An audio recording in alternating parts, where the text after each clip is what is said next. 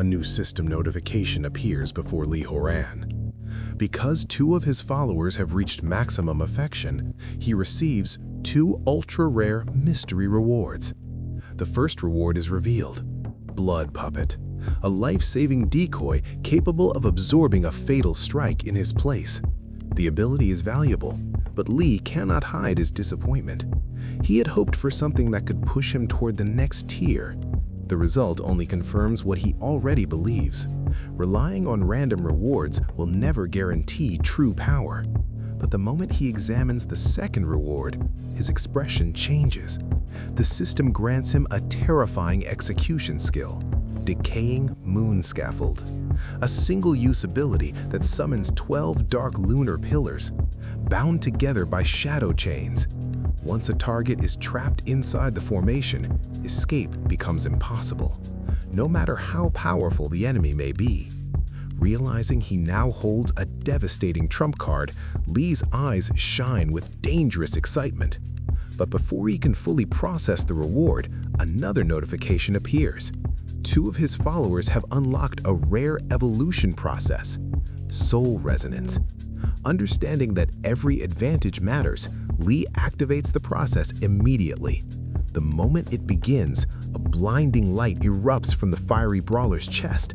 She gasps in excitement, expecting a surge of strength, but what happens next stuns the entire squad. From the bond between master and follower, Li Horan literally extracts a piece of equipment from her soul. The energy condenses into a radiant artifact: Balo's Flame Cloak, a powerful mantle that boosts defense and burns anyone who dares strike its wearer. Watching the scene unfold, the pink-haired octopus girl stares in amazement, once again realizing her master's abilities seem to have no limit. The resonance continues, and another item emerges from the bond: Bede's Venom Earrings, a high-tier accessory that enhances magical attacks and grants a chance to inflict deadly poison. With the new equipment layered over his arsenal, Li Horan's appearance completely transforms.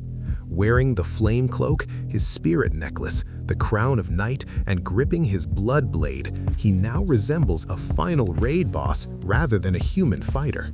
Opening his system panel, Li studies his level 42 statistics. A confident smirk appears on his face. The days when arrogant heroes treated him as a disposable porter are long gone. Now he stands as a true powerhouse, backed by a fiercely loyal team. Determined not to waste this momentum, Li immediately leads his squad on a relentless dungeon-clearing rampage. Beast nests collapse, giant wolves fall in packs, and their levels continue to rise.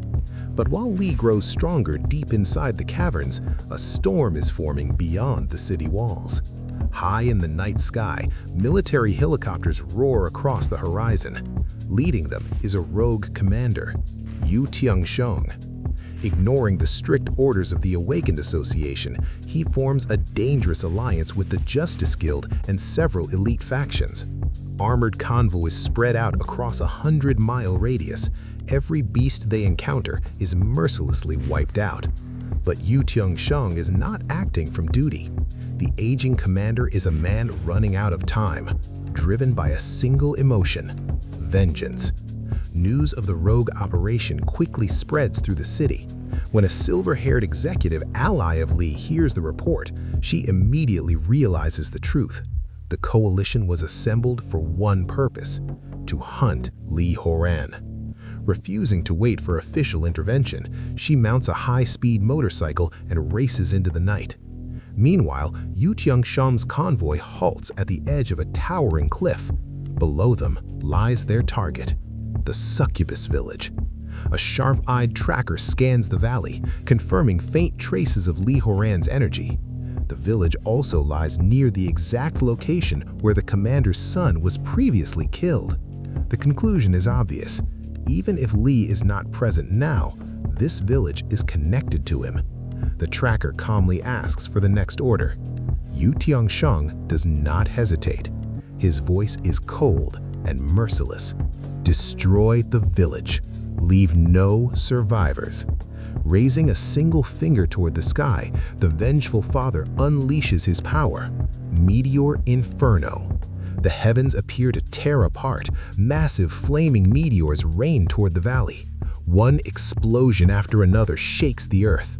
The peaceful village instantly transforms into a blazing disaster zone.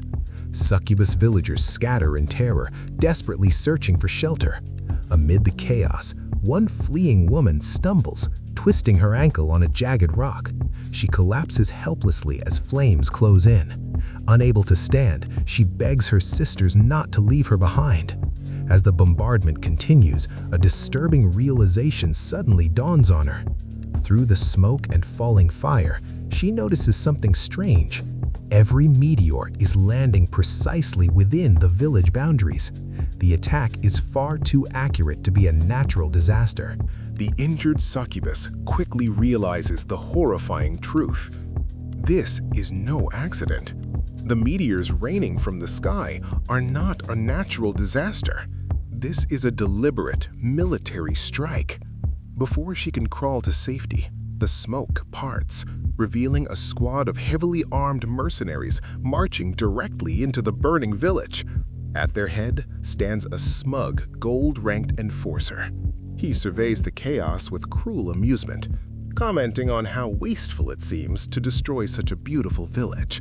But the grin on his face soon fades into cold malice. Raising his weapon, he delivers the order.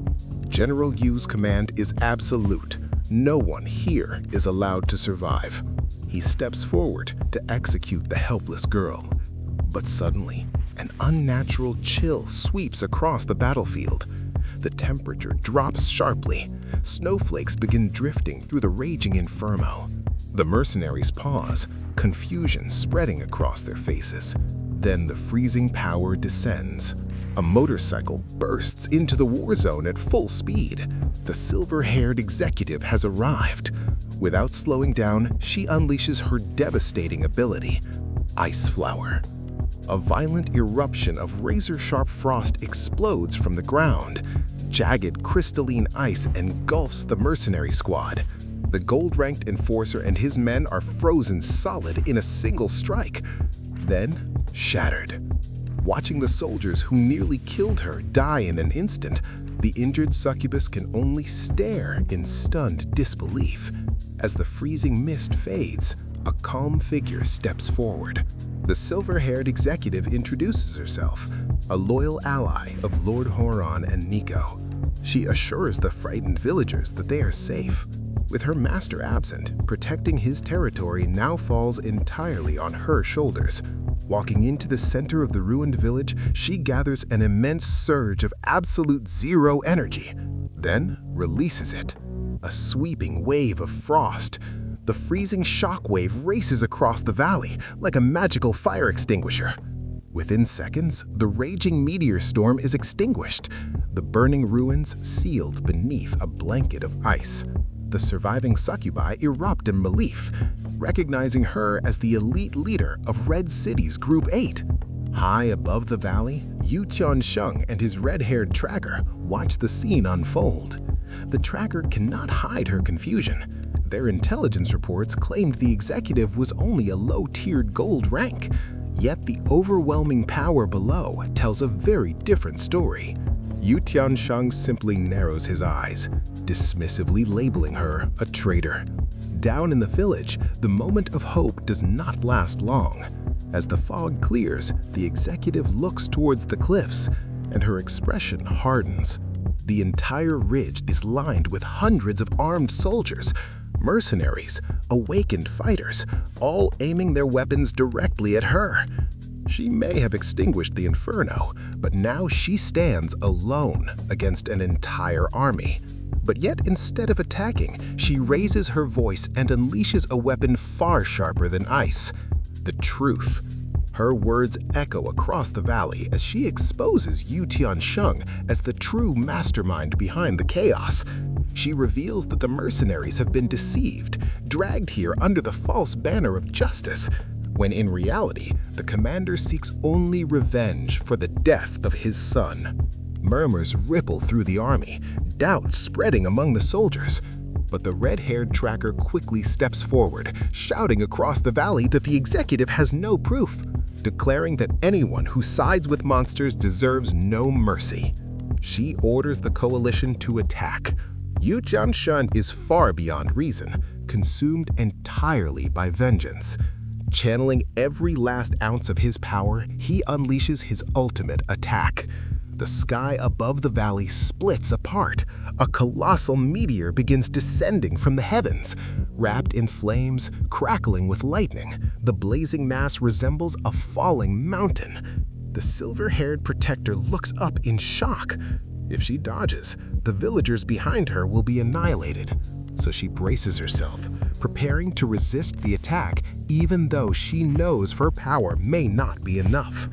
But just before the meteor strikes, the sky is suddenly shredded by a storm of crimson slashes. The enormous boulder is instantly diced into fragments. From the burning debris above, a familiar figure descends.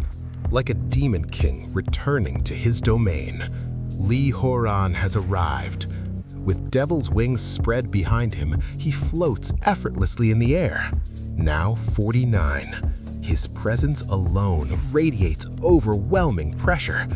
Calmly hovering over the battlefield, Li thanks the executive for protecting the village, then slowly raises his glowing red eyes towards the army on the cliffs. Locking on to Yu Jianshun, Li tightens his grip on the blood blade and delivers a cold challenge. If the commander truly wants revenge for his fallen son, then he should stop hiding behind an army and come down to claim it himself. The story gets crazier next. Subscribe and turn on notifications.